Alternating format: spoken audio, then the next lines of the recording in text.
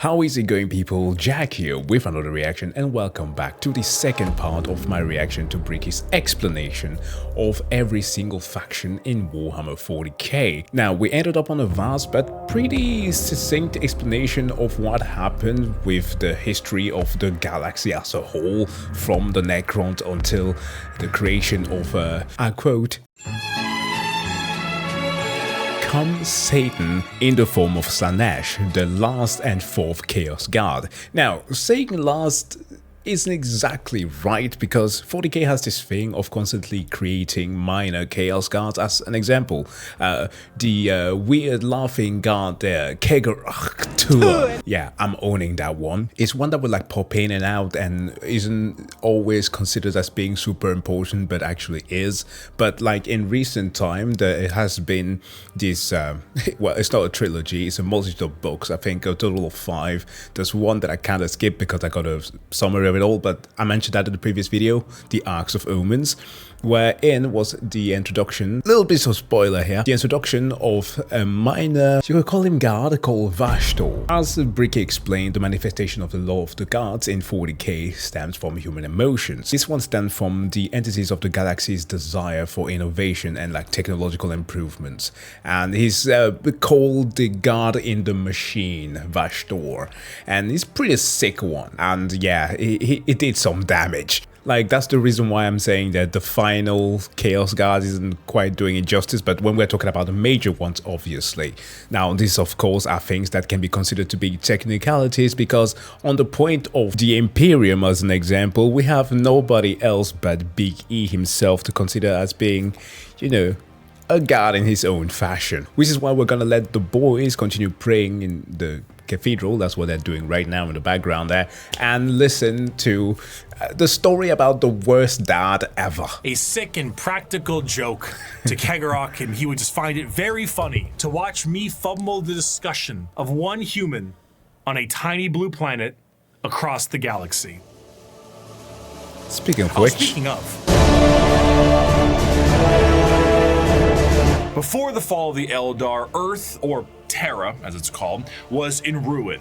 One man looks to put the pieces back together. Where did he come from? Where did he go? Some say he was the result of early shamans. Some say he is the final old one who escaped their species genocide. And those that are smartest know the answer is, it doesn't matter. He revealed himself as the Emperor of Mankind, and he was tasked with the most monumental upheaval of humanity possible. The Eldari's war fluctuations had turned the golden age of humanity into old night. Interstellar travel cut off? Check. An AI uprising? Check. Brand new psychers popping up and not knowing how to handle their powers? Oh, check. Demonic incursions? Check. Got that on lock. Thousands of years this occurred, and now the Emperor of Mankind showed himself to put the pieces back together. Unifying Terra under his rule, the Emperor founded the Imperium of Man and ruled it with an iron fist. He was the supreme leader, and nothing could stand against him. He wished to remove mankind from the yoke of its former failures, and he knew he would be the best leader they could have because he was right. AI banned. Religion banned. You did as the Emperor told you, or his Thunder Warriors would put you in your place.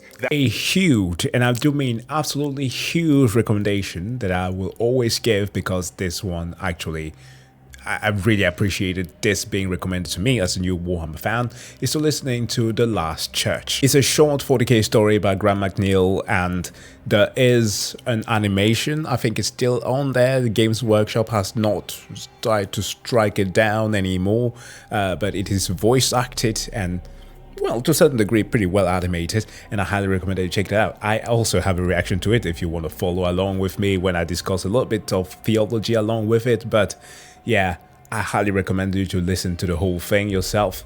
Very good. It pretty much tackles how the Emperor will handle some of these things, but from the perspective of the last priest in a church on Terra. That place often being a grave. Now, Terra was thriving, but humanity needed to reclaim its long-lost brethren scattered across the stars.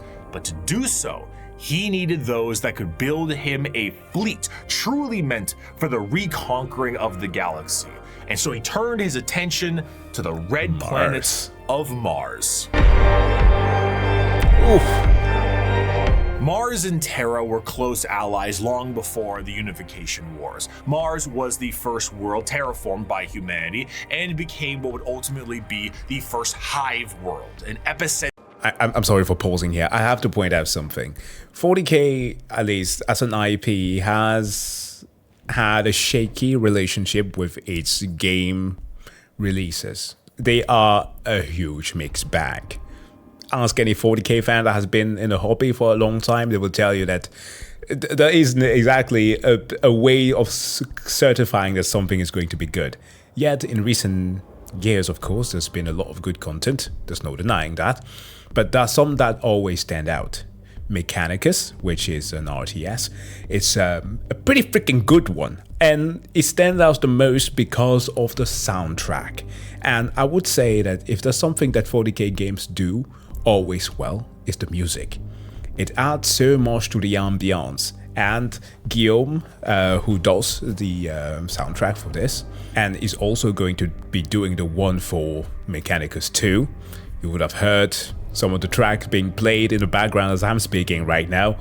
It's just freaking godlike at this. He's so good. So if you see a 40K fan doing headbanging while listening to techno tracks from a church, know that it's either from Mechanicus or very possibly a track from Jasper Kidd from Dark Tide. Those are also pretty good. Center for industry and technology. The Age of Strife did not treat the Red Planet kindly, however. Mars was cut off from Terra during this time, and the warp storms that ravaged the planet turned it into an absolute nuclear hellscape. Those who were on the surface were turned into your run-of-the-mill mutant if they even survived the bombings they inflicted on themselves, but others were lucky enough to escape beneath the red sands in powerful fallout shelters. These became their generational habitats, but this resulted in extreme reliance on technology and those who could use it. They began to view the technology keeping them alive less as a technological advancement and more of a divine intervention, with those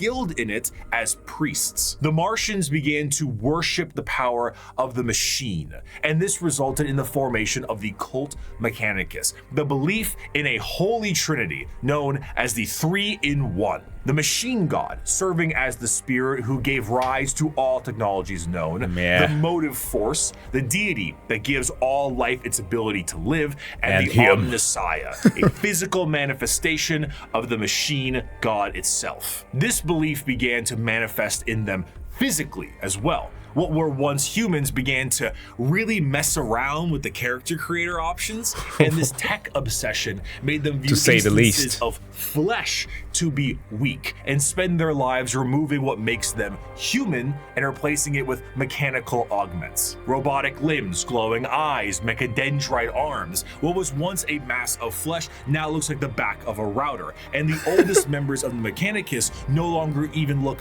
slightly human. No. In addition to this, cloaked over all of their mechanical appendages are robes that reflect the color of their homeworld, the red robes of the Mechanicus. The cult Mechanicum, now the Adeptus Mechanicus. Like, look at the man. Look at that thing. That's supposed to be a man. 2 hands there to pray. No, actually 4. You have 2 other appendages to hold his weapons. You have all of the extra arms there, Dr. Octavius style, and a bunch of other cables jacked into servitors and these guys refuse to use machines. But you know what? They see a toaster and they go like, see you later tonight, babe. It's so messed up. And that's part of the thing that kind of makes it great. Create a fascinating combination of cultures all birthed into one. Basically, techno-zealot monks. Organic life is the machine god's greatest accomplishment within the scope of the great work. All praise he who is 3 in 1. By giving us life within an organic shell, he presents us with the means and opportunity to improve upon physicality, as is his divine plan. He grants us complex weakness so we might learn metallic strength and ascend to his level of machinic perfection. Oscar Pistorius. I couldn't help myself from saying that the quote was attributed to him, given that we have an amputee runner in the background, which is well fitting because anybody who knows about this is a South African runner who was culpable for murdering his girlfriend, right? Yeah. Otherwise, a very good runner, as in like actually showcasing true athleticism, despite of course having mechanical legs, yet still a very terrible human being. That's very much how the Legions of Mars feel like. They're fucking awesome, but god damn, people hate being in their presence. The Emperor's arrival to Mars was very much a walking in with the pizzas while the room is on fire moment, but to the Mechanicum, they saw his arrival as confirmation of their belief. They took one look at the glowing golden entity that showed up on their doorstep and were like, that's him.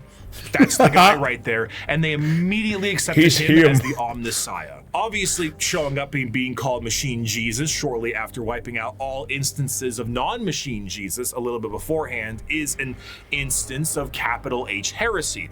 But the Emperor saw the bigger picture. Were they strange with how they rubbed unguents on themselves, burned incense, and prayed to machines for them to work? Windows Vista. Sure, but that's a lot of production right there. So the Emperor devised the Treaty of Olympus Mons, a unifying agreement between Terra and Mars. And this union would be permanently etched into the Aquila of the Emperium as the two-headed eagle. One head for Terra, the other for Mars. The forces of the Emperor would be supplied with all the technology and weapons they needed to reunite the scattered remnants of humanity under one banner. And the Mechanicum of Mars would be able to keep doing what they were doing religiously and scientifically, so long as they kept up their tithes. This tithe meant total quality control over all technology in the Imperium. Is it a big spaceship? AdMech take care of that. Tanks? AdMech take care of that. The literal bullets in a gun? You guessed it. But unlike the factories of today, the forged worlds of Mars and the creations of the Mechanicum are a bit of a different experience altogether. Bruv, there are no OSHA regulation in this universe. OSHA who? Together. Instead of a factory on a random given world, the entirety of the planet's surface is dedicated to manufacturing. But that's a little tricky, isn't it? Considering that the usage of silica animus, or AI, is a big no-no, and basically the largest affront to their divine machine god possible. Fortunately, there's a really neat alternative that they've come up with, and that's called a servitor. Incredible devices that can do anything from manufacturing, maintenance, basic door operation, even just float around like a helpful little drone. It's an extremely easy process too. All you need to do is take a human who is dying or preferably an enemy of the state, most likely that one, and lobotomize them, and then reprogram their brains to do exactly what they tell you. That looks like an edit that I would do. Oh, speaking of which, there it is. There we have the baby floating in the back there. Great choice. Great choice. Cherubs, by the way, these are homunculi, i.e. they're grown in a vat. But in the olden days of 40k, they were actual infants. Abortion, 40k? Pfft. Tech priest be like, bitch, that's just Kaiju trying to have bodily autonomy. Rips the baby out, turns them into a freaking monstrosity. Even got little baby versions of them. Yay! So now you can rest easy knowing that the entirety of the Imperium, because they outlaw AI and learning new tech is heresy, is run on lobotomized slaves. And funnily enough, those cherubs are mostly used by, guess who? The sororitas, the ladies. Do you understand how awful this freaking universe is? We tend to forget about that. Like, we speak a lot about the heroism of 40k, and it's cool as fuck, don't get me wrong. But if you start diving into like the atrocities, like, man, fuck this place. Everything and all of it. Whether they deserve it or not is unimportant, and whether they can still keep their consciousness trapped in their own minds is another thing entirely. Oh.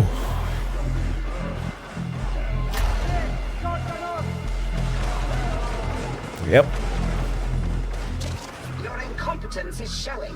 An excerpt from the Servitor Creation Factories. Naked human beings were standing in a switch-packed line between high fences. The Manufactorum produced servitors, but it was more akin to an abattoir than a workshop. Every surface was easily cleanable. Servitors with spray units surgically attached to their backs prowled about, hosing filth from slit drains set into the perfectly smooth, slanted floors. As the line slowly advanced, the people were passed through various scanning devices, most of them mounted in ugly, functional arches that let out a constant series of acceptance chimes. Occasionally, one would let out an angry blare, and the indicator lumens would flash red. The rejected person was then swallowed up by a trapdoor opening beneath their feet. From these pits wafted a hideous stench and the grinding sounds of industrial mincers. One rejected man grabbed onto the lip and hung there, arms and hands bloodied, shouting a stream of defiant profanities. Guards lined the grating either side of him and shocked him until he fell. The adepts wouldn't even waste bullets on these people. The trapdoor flipped up, and the next terrified person was ushered forward. Violent metal arms snatched them up and spread-eagled them in the air, and a servitor shearer shaved them all over. At another, they were subjected to a high-pressure counterseptic wash whose chemical stink made me choke from 100 feet away. More scanners, more rejects winnowed out. Machines forcibly dressed them in a heavy rubberized garment common to all monotask servitors. These were saggy on them, all one size, until another process force-shrank them to fit their bodies where metal cuffs, sockets, and collars bit into vulnerable flesh. The last few prayers gave way to screams at that point, and even the most stoic shouted in pain. They were ushered over a floor, buzzing with power that made them shriek with every footstep. "What's that for?" I asked. "Follicular inhibitor. To stop their hair from growing, he said. Freaking sweet, Lois. Jesus freaking Christ. Oh, this place. I have a clip from Necromunda Hired Gun, one of the games that I can use here as a background footage. It's the wonders of technology, man. This is so freaking easy to do. But right around the corner here, there's a Cadian medic who, to say the least, has some very awful practices. It's not Cadia, but this gang war is providing me with more material than usual. Cadia. Like, they don't give a damn here. Freaking sweet, Lois. As for their scientific pursuits, the Mechanicum believe in the preservation of knowledge above all and the quest to expand it. However, as opposed to just innovating and inventing on their own with their vast technological know-how, they believe that it is a form of tech heresy. You see, because of their religious viewpoints on technology itself, they believe that the instruction booklet itself is just as holy as the Lego set it builds, and to innovate on that without the proper written knowledge is to go against the divine word of the machine god itself. All knowledge is already in the universe. You simply need to rediscovering it and attempting to invent something to improve upon divinity is very heretical. Prior to the Age of Strife, humanity was able to populate the stars with devices known as Standard Template Constructs, or STCs. These devices were, as far as we know, supercomputers with the ability to pull up and detail how to create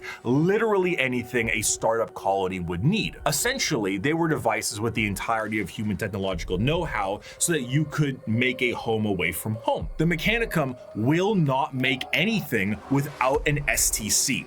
Quite literally nothing, because this is the knowledge they seek, and that knowledge is divine. One time, scouts of the Imperial Guard found a functioning STC that provided the schematics on a knife that happened to be a bit lighter and a bit sharper than most other knives. These knives were adopted by 30 Space Marine chapters and were one of the most advanced discoveries of the century. This discovery was so significant that they were each awarded a planet for finding this.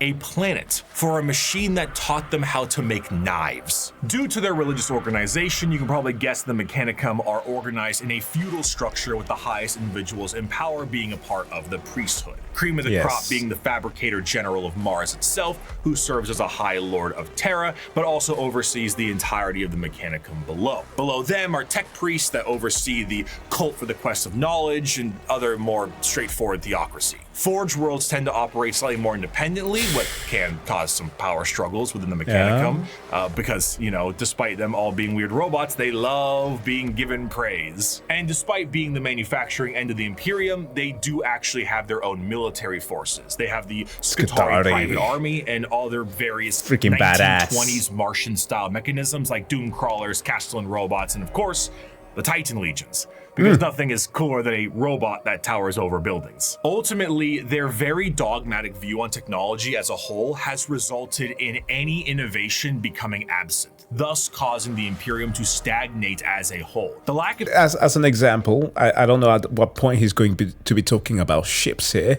because he has to. That's one of the aspects that sometimes gets ignored because obviously a lot of battles get waged on the ground, but the intergalactic ones are also as epic. But depending on whichever class you want to talk about, most ships before the dark age of technology that humanity had were comparable to the technology that the elves have. You know, those people who could create continental-sized ships? Yes, humanity was there. And all of that knowledge it's just gone. It just disappeared. Now, most of the ships that they have, while massive, we'll get to that, are nothing compared to what humanity once had. That just tells you how much it is that they are behind. So mankind as a whole is constantly just fighting an uphill battle against not just the forces of chaos and everything surrounding them, but of course against their own freaking stubbornness. Of ambition to create anything new, and the wholesale murder of anyone who even tries leads to things becoming derelict. I grow weary of this flesh I was born into, strangely disgusted by its nature. I crave only the cold, clean certainty of steel and silicon, that I might become one with the blessed machine. I do not expect you to understand, you who cling to your flesh as if it were immortal, seeking only to preserve it, to protect it. One day you will see the folly of your ways, and then no doubt you will come begging to my order to preserve you. After the groundwork had been set unification-wise, it was time to start getting things together for the Emperor's great crusade across the stars to bring humanity under one banner. The Thunder Warriors were a perfect fighting force for unifying Terra and Luna, but the galaxy was a whole different thing. You see, these warriors weren't soldiers in the eyes of the Emperor. They were tools, extremely blunt tools used for the fast conquest of Terra. As the Emperor was concerned, the tools you use at home aren't the same ones you take on a road trip. So the Emperor rid himself of his tools in the exact manner you think he did, and he went forward to crafting a brand new tool. One more mobile, more efficient, and ready for his next era of conquest. Oh my They God. shall be my finest warriors, these men who give of themselves to me. Like clay, I shall mold them, and in the furnace of war forge them. They will be of iron will and steely muscle. In great armor shall I clad them, and with the mightiest guns will they be armed. They will be untouched by plague or disease. No sickness will blight them. They will have tactics, strategies, and machines so that no foe can best them in battle. They will be my bulwark against the terror. They are the defenders of humanity. They are my soul. Space Marines, and they shall know. And they shall know no fear. The vastness of the Milky Way galaxy meant that the Emperor needed assistance bringing everyone back to the fold. And who better to do this than himself? But since the technology to be in many places at once does not exist anymore, the Emperor decided that it was time to become a dad, the same way Geppetto did, and with far less care. It is not my son, Archon. None of them are. They are warlords, generals, tools bred to serve a purpose, just as legions were bred to serve a purpose. What a dad. The Primarch Project was started to create charismatic and unique leaders in the Imperial military. The diversity of these eventual leaders meant that each one could be specialized for certain circumstances across the galaxy. Depending on the type of conflict, one leader might be better than the other. So instead of forcing one leader to acclimate to a situation directly, it would be better to send a specialized leader and force to handle it. In order to do this, the Emperor used his genetic know-how and maybe a little bit of that forbidden stuff to create these genetically perfect gene fathers that had the ability to serve as his analog directly, and also serve as the leaders of the respective Space Marine legions. All 18, that's right, all 19 of his sons were meant to be directly molded by the Emperor himself, despite their genetic differences. And they go as follows in order. Lionel Johnson, Fulgrim, Perturabo, Jagatai Khan, Lehman Russ, Rogel Dorn, Conrad Kurz, Sanguinius, Ferris Manus, Angron, Robute Gilliman, Mortarion, Magnus the Red, Horus Lupercal, Lorgar Aurelian, Vulcan, Corvus Corax, and Alfarius and Omegon. His sons, finalized and crafted to be the warriors he needed them to be, were complete. But he may have decided to do a bit of dabbling with things he shouldn't have and paid a price. Before the Primarchs were ready to go, an intervention by the gods of chaos prevented his plan from being completed as intended. Though the sources vary, the ultimate result of the Chaos God intervention was that all of the Emperor's tools were scattered throughout the galaxy at unknown places and times. Each one of his sons ended up in a completely different world, and instead of being able to directly influence their upbringing, these children were instead forced to experience the unique nature of their respective homeworlds. Some had a great time and lived in general luxury. Others... not so much. Despite his closest advisor, Malkador the Sigillite, saying, "All right, Chief, let's try this one again," the Emperor sensed each of his sons were still very much alive. And one of the primary objectives of the Great Crusade shifted to reclaiming each of his sons so they could take command of their specific Space Marine legions and carry out his will. These original Space Marine... This dude was just like, Malkador, what do you mean I have to do that again? People already raised them. They're grown. I dodged the fucking bullet. Do you know how much work that would have been? I can just go in there and just yoink them back. And if they decide not to want to follow, I can force them, dude. Malkador will be like, how the fuck are we friends? These original Space Marine legions that were created alongside their Primarchs go, in order, the Dark Angels, Emperor's Children, Iron Warriors, White Scars, Space Wolves, Imperial Fists, Night Lords, Blood Angels, Iron Hands, World Eaters, Ultramarines, Death Guard, Thousand Sons, Luna Wolves, eventually Sons of Horus, the Word Bearers, Salamanders, Raven Guard, and the Alpha Legion. Space Marines, unlike their gene fathers, the Primarchs are not made in a vat. There is a process to recruit more members from humanity itself, which seems a bit strange considering how massive a Space Marine is compared to a normal man, but don't forget, the Emperor is really good with genetics. Less good with anesthetic, however. These prospects are recruited across humanity from various reasons and methods, and are generally killed during that process. But sometimes they aren't, and they are able to go through more and more of the actual training to assess certain traits that are important and relevant to being a Space Marine. Most of the time, the common factor is a pure, unrelenting willingness to kill the enemies of the Imperium. After going through psychological screening, the prospect, now called a neophyte, goes under the knife to become a Space Marine. And here is a quick list of all the cool new stuff they get genuinely shoved into their bodies. So many organs. Heart, an organ that makes your bones grow, an organ that makes your muscles big, an implant that makes your blood stronger, a little organ that turns your white blood cells into super white blood cells, a brain implant that allows you to sleep while being awake, a pre-stomach that allows you to digest literally anything, a spinal implant that allows you to absorb the genetic memories of what you eat, bigger and better lungs that can let you breathe underwater, an implant that gives gives you stronger eyes, new ears Michael that keep you Phelps from being songs. dizzy, a brain implant that lets you go into suspended animation if you're in a bad shape, skin that acts like transition glasses, I almost got it in one take, a brand new kidney, the ability to taste the air and find enemies like a bloodhound, a special coating on your skin that allows you to be protected in space, the ability to spit acid, a gland that allows you to absorb the unique genetic makeup from the gene seed in the first place, and a straight up carapace that allows the Space Marine to interface with their power armor directly. Quite often, these are put inside of you at dubious levels of mental alertness and dubious levels of anesthetic. After a more generalized indoctrination into the faith of the Emperium and a bit more training and other important manners, they can finally be welcomed as a fully fledged Space Marine. A Space Marine is quite literally a walking tank that is armed to the teeth. Two of the more iconic weapons held by a Space Marine are their bolt gun, which fires explosive shells the size of soda cans, and a chain sword, which is...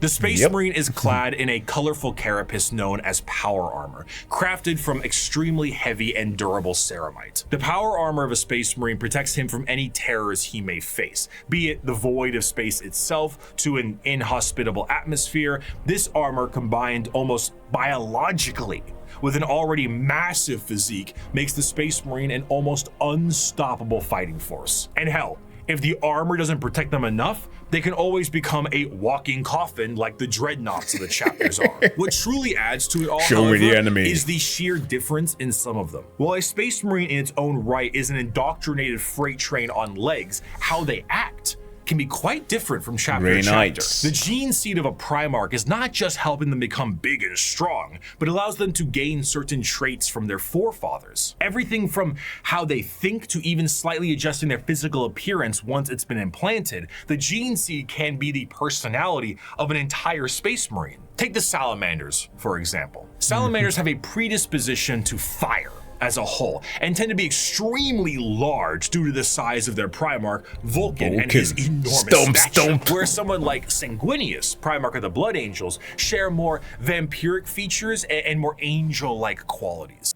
Quite literally, he's not even joking. In the way that they're recruited, they are, I want to say inseminated, that the well, in a way they kind of are because the gene seed and all, but they are inserted in coffins wherein they have to undergo the transformation that cures them for severe illnesses and transforms their bodies to render them into something that is angel-like.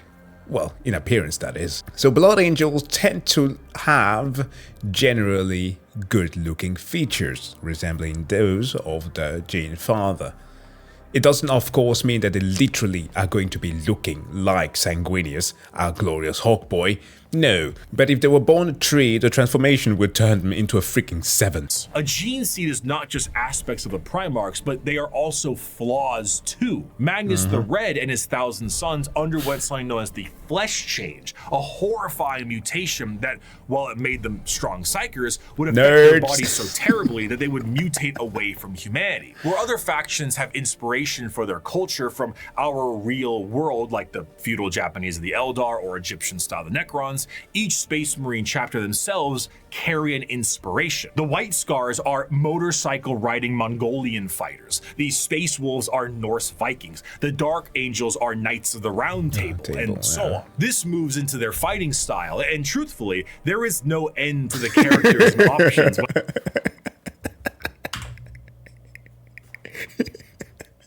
The Blood Ravens are kleptomaniacs.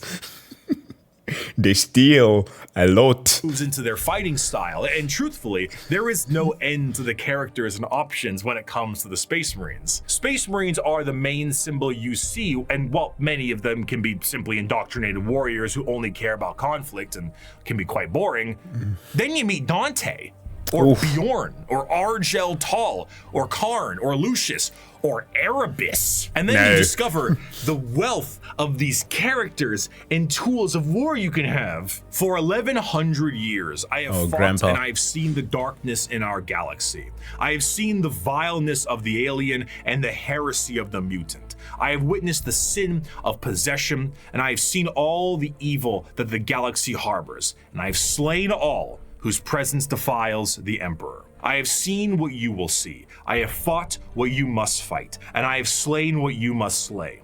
So fear not and be proud, for we are the sons of Sanguinius, the protectors of mankind. We are indeed the angels of death. Let Granddad go to sleep, man. Dante just want to sleep.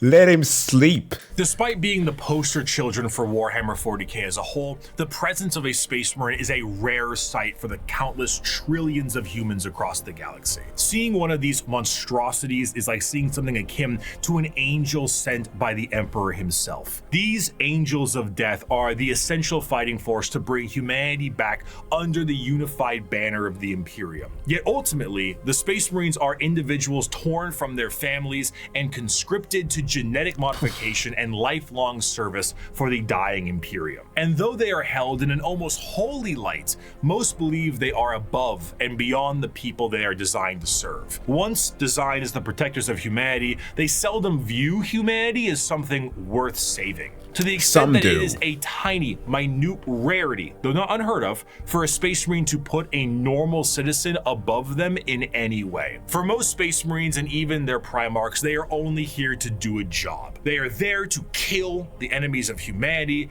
and I would be remiss if I didn't add at least one more of my favorite quotes to the tail end of this section. The time for speeches is done. The first great test is here.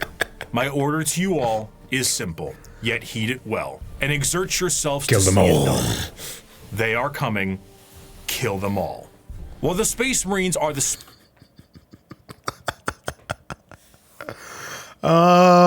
nothing makes a 40k fan more moist. Yes, I use that word, than listening to a Primarch give orders.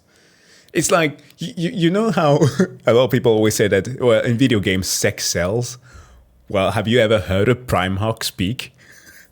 Try that. Spearhead of the Imperium's Great Crusade and also a major player in its warfare, there is a significant amount of importance that must be taken on their transport. What sci-fi universe would be complete without its navy? When you think of the navy or ships on the open sea, you think of something that is sleek, something mobile, and something pretty big. For perspective, the longest self-propelled ship in history was the TTC-Wise Giant, an oil tanker that was about 458 meters long or over about 1,500 feet.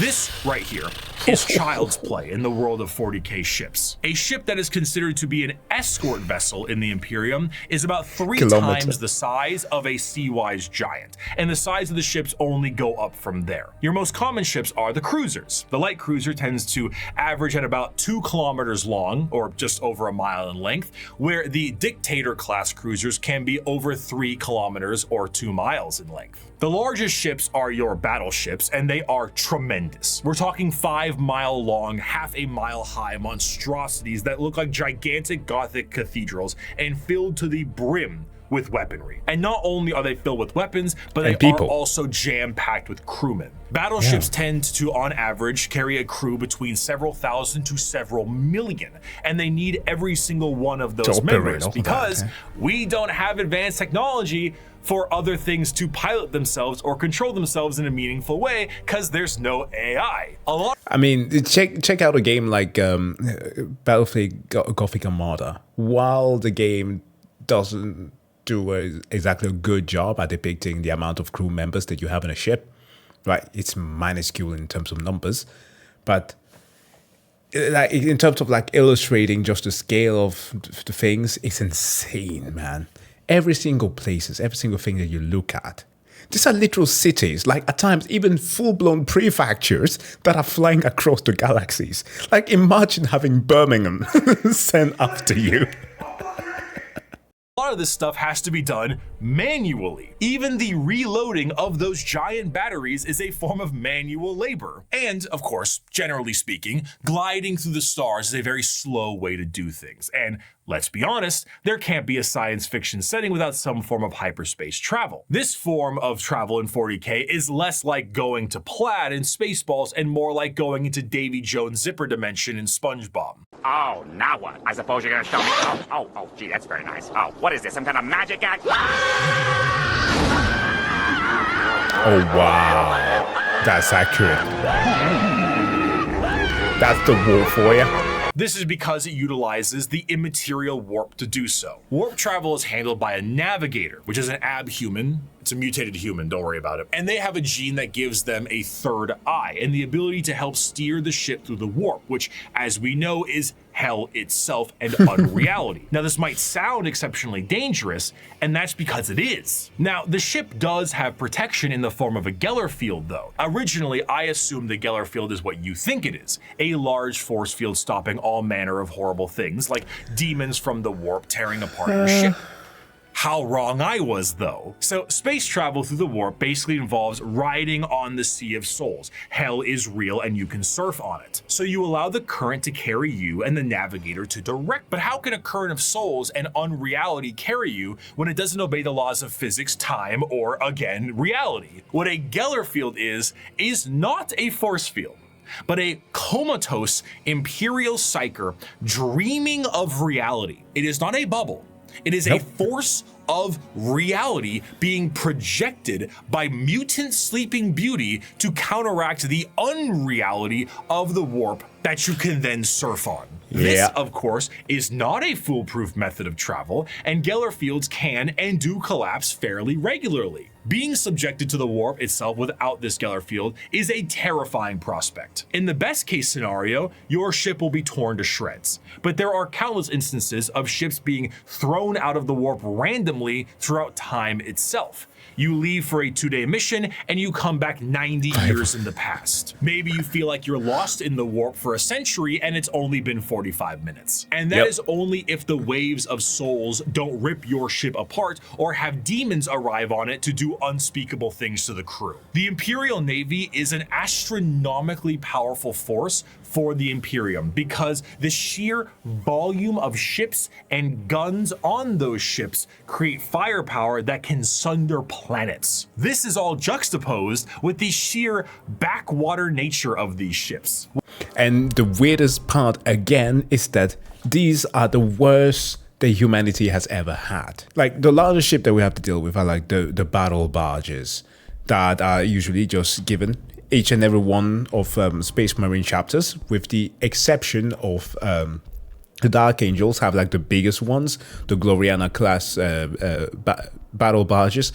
The Dark Angels have like 3 because it's the fucking Dark Angels. They hide a lot of the tech, perhaps from the Blood Ravens, who knows. But essentially, like he explained before, given the fact that we cannot innovate on new things, those are the eldest remains of some of the best stuff that humanity has ever made. Now, there are things that are larger than that, but they are not exactly considered ships. There's such things as the phalanx that are a prominent feature in games such as Battlefleet Gothic Armada, for example, that are basically like a Death Star. It's like, I want to say like 50 times the size of a Gloriana class battle barge. It's fucking massive. It's literally a Death Star. It's like, there are cases in 40k where there are baddies, Chaos, who have tried to nuke a whole planet, succeeded, like Cadia, with their own ship, just to kind of give you a little bit of perspective as to how big these ships are, to the point where they can literally destroy planets upon impact. But yeah, such things as the Phalanx, that massive Death Star that the Emperium possesses, will make those ships kind of look pale in comparison. While they are manned by crews of zealots, they are also operated with such a backwater tech, it completely confuses the reader. You see the long batteries of portside cannons that the ship has, and remember that AI is heresy in this world, and that all the mechanics are utilized by lobotomized slaves. So how do they load these? Well, they have gun gangs, massive gangs of hundreds of people manually loading these cannons. These are genuine gun loader gangs that get into gang wars and squabbles. On the ship's bridge, you may find the captain himself hardwired directly into the ship's chair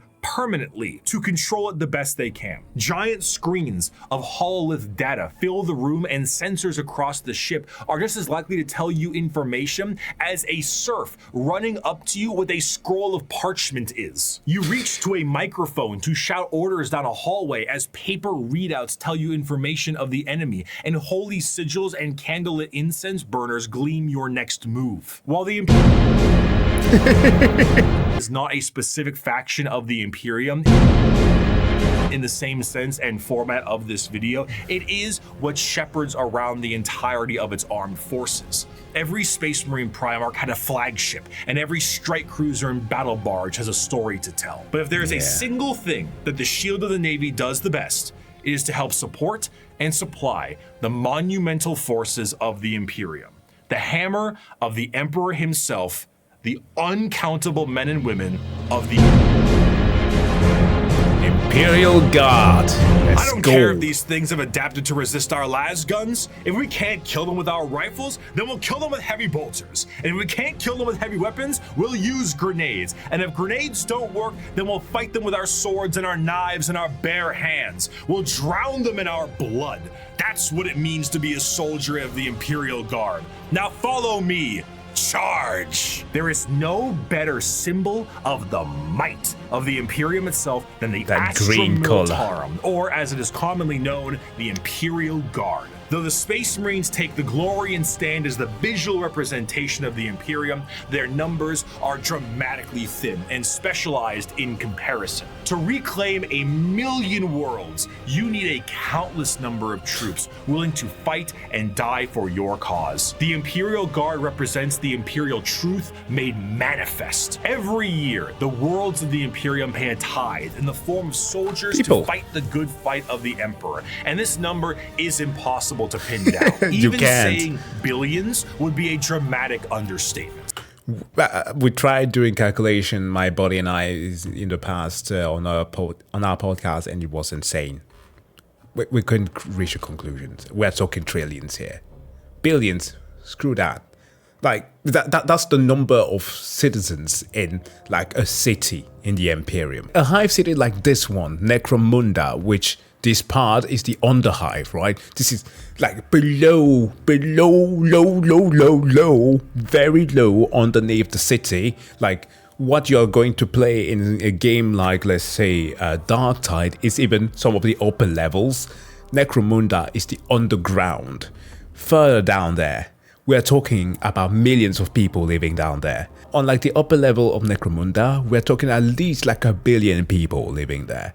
It is insane the amount of people that are in 40k. The sheer volume of soldiers serves as the fundamental backbone of the Imperium. 99.9% of battles fought by the Imperium are fought by the sundering might of the Imperial Guard. With the knowledge that the Space Marines are essentially sentient tanks, what do the members of the Imperial Guard have? If they're the might of the Emperor himself, are they not suited up in a similar way? No, not really. No fancy suits, no biological enhancements, and basically no expectation to live. Once a regiment of guard are activated, they are sent directly into battle with almost no expectations that they will survive. This is because, despite their training, their incredibly powerful armor, and extremely strong weapons that would crush any army of the modern day, they are so hopelessly outmatched to the things they will face. Sending a member of the guard is throwing a rock at a nuclear bomb. However, where they lack in advancement, they make up for in sheer numbers, and their overwhelming force can be the difference maker in any deployment they face. Quantity is a quality all its own. If they do happen to survive, they will be sent to the next battle, and so on. Seldom do members of the Astra Militarum get old or retire, and those that do are truly to be feared. There's an old saying that the average lifespan of a guardsman is about 15 hours from deployment, and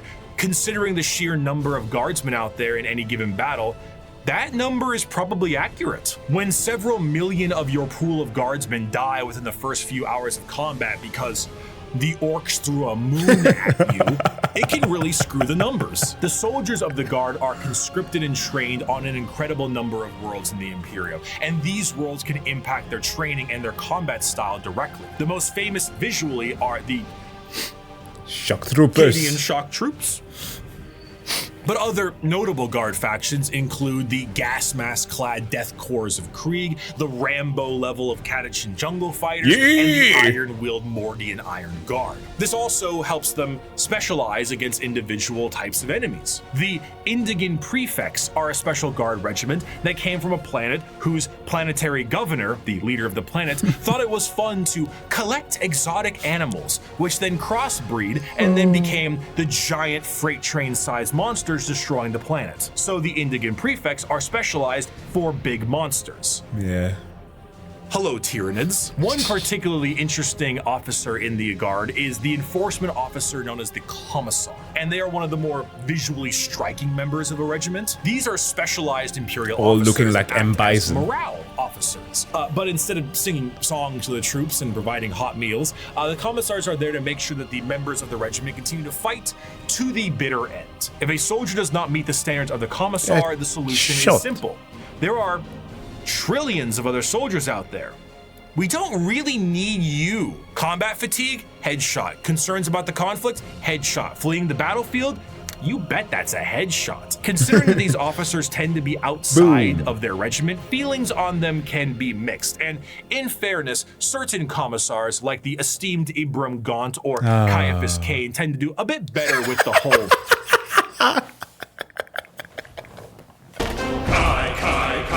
Hero of the Emperium. Thousands of 40k fans bursted in the song right now. People talking part? Because if, say, you were trying to tell a beefed up Catachan jungle fighter what to do, you might take a mysterious leave of absence inside a carnivorous plant. But no matter what I say, I don't think I can truly convey the sheer might of the Imperial Guard, so I'm gonna get a visual aid. Let's take a look at this image right here, right? This is the cover of the 9th edition Codex for the Astra Militarum, the official cover art. Your eyes may be drawn to the dark and brutal looks of some of the main members on the front and the gigantic orc they are attacking. But zoom out a little bit. There is no floor. There is only people. And behind those people are tanks. And behind those tanks are flying artillery shells. There are 2 enormous transport ships in the sky, and their ramps are down, and on their ramps are more people. The Emperium is described as having 1,000,000 worlds. 1,000,000 worlds. And each one of them gives soldiers to the Imperial Guard for the tithe. On a given battlefield, in a given fight, foot soldiers number in the millions, tanks in the tens of thousands, and you have enough artillery to turn the night sky day. You have walkers and APCs and aircraft and horse cavalry and tanks the size of apartment buildings. You have drop troops and spec ops and rattling snipers and gigantic ogres that can't count to 4, but they can turn you into 4 pieces, and it just doesn't end. Humanity is a horde army, but instead of a horde of bugs or rampaging orcs, it's a living wall of guns. The Emperium took that challenge very seriously. 100 men versus 1 gorilla. Drowned them in numbers. At the end of the day, though he's been ferried through hell on a ship that's 10,000 years old to some godforsaken war-torn rock, though he deployed from high orbit with nothing but a grav chute, though he is one of 10 million men and women snatched from his homeworld to fight a war he barely understands, though he has been given a weapon that fires small suns and may annihilate him as he fires because the knowledge of how it functions has been lost, though his company is supported by tractor tanks that run on anything you can burn, though he wages war against the devouring hive mind, ravenous demons and hordes of hyper-advanced aliens with strange technologies and sorceries he never dreamed existed. No one will remember his sacrifice. There will be no records of his deeds, no glorious parades in his honor, and no remembrance of his name. All he will earn is a shallow, unmarked grave on a forgotten world untold light years from home. Yet for all this thankless sacrifice, a guardsman is a man, just like you. He has no millennia-old genetic engineering, no prophetic leader, no miracles of faith. He has his lasgun, his orders, and those beside him. He is the Imperial Guard, and he will hold the line. In the end, the Astra Militarum, despite fighting for the honor of the Imperium, are their own form of a massive horde army where individuality does not matter. They are merely numbers to the Imperium, and the vast majority of the conflicts they are sent to are attrition-based battles that gain virtually no ground while countless millions die. Yet this makes them the most human. For the Imperial Guard contains normal people, people who are happy and sad, people who laugh and love, and in there are stories, because there is strength in facing the horrors of the universe head on with nothing but a rifle in your hands and a prayer on your lips. This man played Guardsman in a very long time. Which, understandable. Armed with an innumerable amount of Imperial soldiers and Space Marines, the Navy begins its great crusade into the stars to rescue the stranded primarchs and reunite them to their legions. But the biggest question needed to be asked was, what would they find? The age of strife lasted for thousands of years. If a civilization was still alive out there in the galaxy, what would they be like? The technological advancements of humanity prior to and during the Dark Age technology was unfathomable. It allowed them to spread through the galaxy with ease and allowed them to settle once inhospitable planets. These branches of humanity were provided with the vast knowledge of human creations and were given gigantic machines to make arduous labor and ease. The spreading of these massive colony ships was known as the Long March, and these ships would be retrofitted into settlements upon arrival to their new homes. Accompanying them were the gigantic pieces of farm equipment that served multiple purposes and the specialized pilots that could maintain them. They were not only able to tend the fields and do labor, but when interstellar communication was cut off,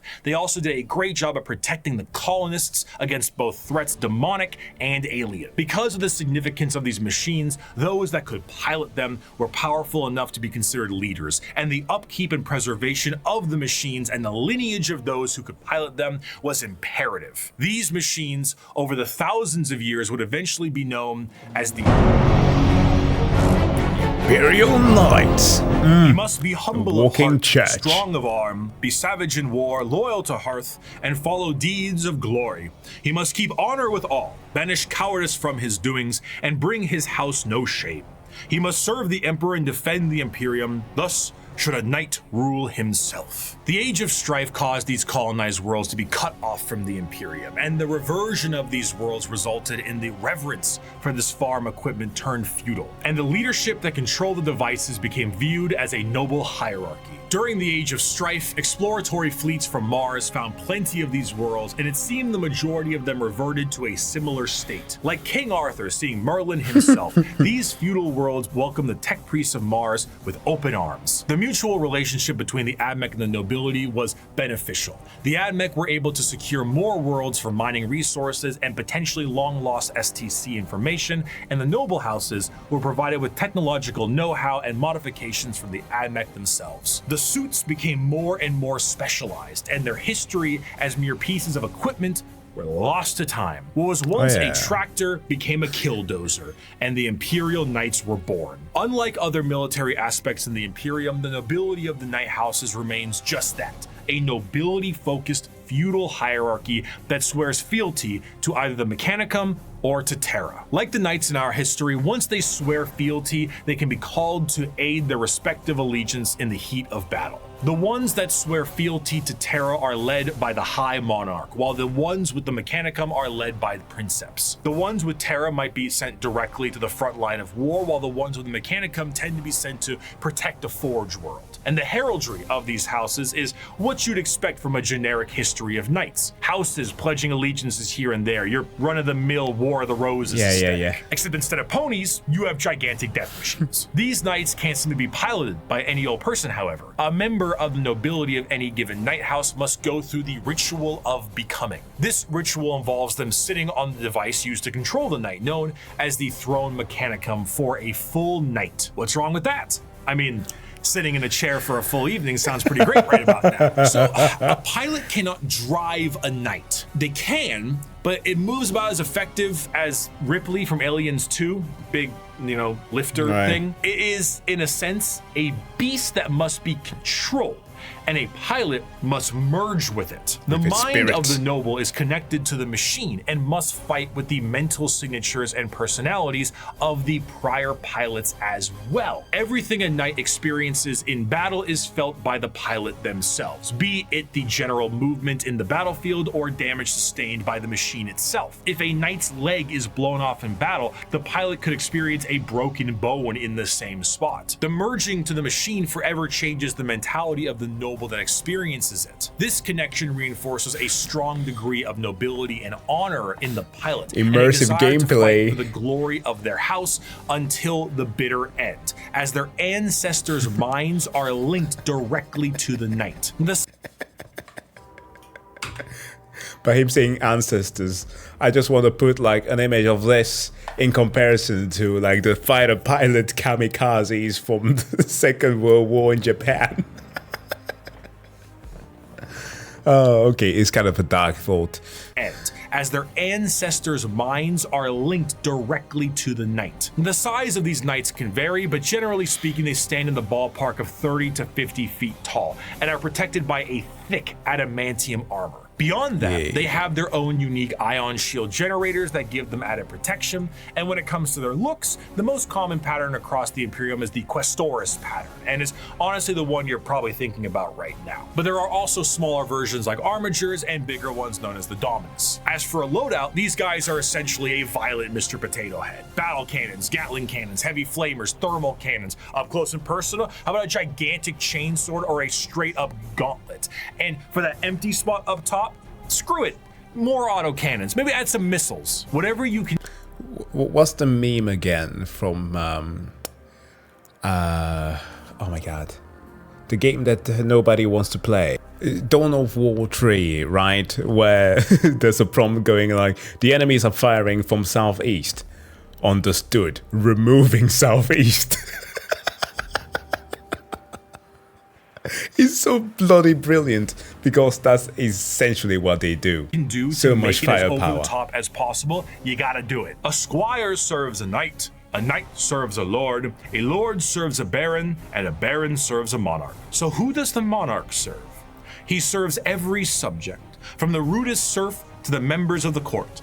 Chivalric fealty, when ideally practiced, is not a pyramid, but a circle. Ironically, on the surface, night worlds themselves are one of the least grimdark settings in the galaxy. Reverting to an ancient time with knights and peasants is almost an escapism from the techno hell of the modern Imperium. Quite But this, literally. of course, doesn't make it great for everyone.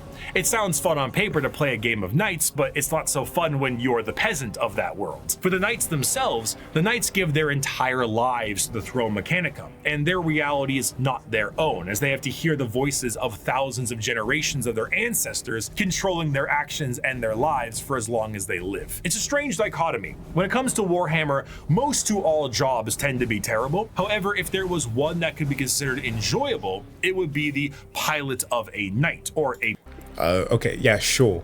I thought that he was going to do a transition to like a rogue traders, because if there's one job that is actually enjoyable in 40k, it's being a rogue trader. But let's continue. princeps of their larger cousins. While it does contain an egregious amount of hardship to be a knight pilot, you do enjoy a wealth of privilege. A knight pilot is often an asshole who can back it up. The rich noble that, despite his braggadocious behavior, is still very much him, and he will continue to be him. But knights are not the only thing that the Imperium found lost in the stars during their Great Crusade. Due to the circumstances of the Age of Strife, humans were changing and adapting to their new homes they were now isolated on. Some of these humans evolved over thousands of years to adapt to these areas, and they were known as abhumans. Many abhumans found their way into the Imperial Guard or other lesser positions in the Imperium if they were not wiped out immediately for being too different from their human counterparts. But their abilities and appearance vary from planet to planet, and one particular group of abhumans have made quite a name for themselves in the center of the galaxy. Yeah, we didn't really talk about them in the first iteration of this concept. about 5 years ago. Origins of what will be known as the kin start at some point during the Dark Age technology, where their ancestors left a planet that is very much Terra and went to the galactic core to mine it of its resources. They brought along with them everything that they would need for a long-term stay, most important of which were the incredible AI-based supercomputers. Be it guidance, technical or philosophical, schematics, or the ability to upload the memories of a deceased explorer to gather information from them, these computers became an essential part of their everyday life, especially considering that the galactic core is one of the most inhospitable places in the galaxy. It is an exceptionally star-dense location, full of abnormalities, black holes, and sentient hostile nebula. Whatever that last part means, it is not a safe and easy place to make a living, and this only got worse thanks to the warp storms during the Age of Strife. In order to adapt to this area, these travelers perfected a genetic makeup that made their future clones to be more adept to the area. These future clones would be shorter and more robust than their ancestors, and the need to procreate would be unnecessary because why risk messing up a good employee when you can just make a new one? These would be known as the squats, and they would all die, except for when they didn't. And now they are known by a different name. Most void-faring races have at least one cautionary tale of foolish explorers vanishing amidst its blazing stellar nurseries and strange anomalies.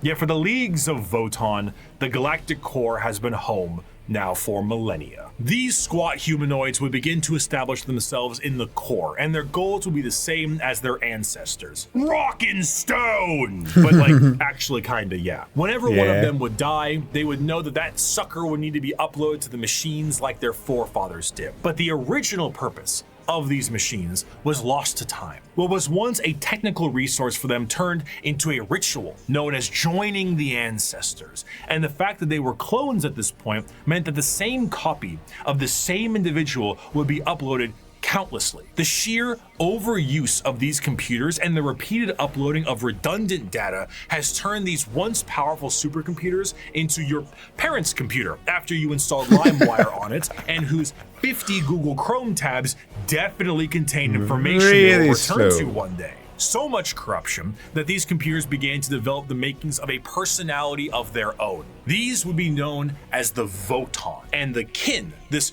dwarf-like abhuman of humanity, would revere them. The votann still operate to this day, but the volume of corruption have made anything outside of their very basic functions highly unpredictable. They may not answer a question for centuries at a time, and if they do provide an answer or data, it has become so corrupted and so incongruent that it takes a literal kin wizard to comprehend it. The kin, much like the dwarves of fantasy, exists nowadays as a mercantile species that constantly work to mine and manufacture. However, their capitalistic desires are dangerous. The biggest crimes a kin can face are being lazy, unproductive, and breaking a contract. Stellar conflicts have broken out over hundreds of years due to the breaking of a deal. So if you signed a contract with a kin, you best stick to it. Because of this, the kin have been known to interact with other species in a fairly common manner. They are so close from bringing back, or at least bringing into this setting, the Great Book of Grudges. So close. This includes humanity, who have met various members of the kin multiple times, but constantly considered them to be all a different species. Famously, the Emperium noted that the kin they referred to as the squats were their own species and were wiped out by the Tyranids. Little did they know, they were still around. The kin are acutely aware of two things. The first is that the humans of the Emperium are deeply terrified of technology, so the sheer existence of the votann is a secret as well as the truth. This extends also to the Iron Kin, sentient robots that are treated in the same esteem of flesh and blood kin, because kin is kin. The second thing they are aware of is where they're from. They are fairly confident that they are from Terra, and they know that if this secret was to be known by the Emperium, that the Emperium might want to take ownership of them and everything they've built. So the more alien they are, the better. Now, this sounds fine and good, right? What could possibly be wrong with these guys besides the hyper late stage space capitalism? Well, we have to go back to their creation. The kin are an entirely clone-based race made from the computers that are exceptionally difficult to recreate. These machines, the votann, are becoming more and more unpredictable and derelict. If anything were to happen to these machines, it would be a twofold ending of the kin.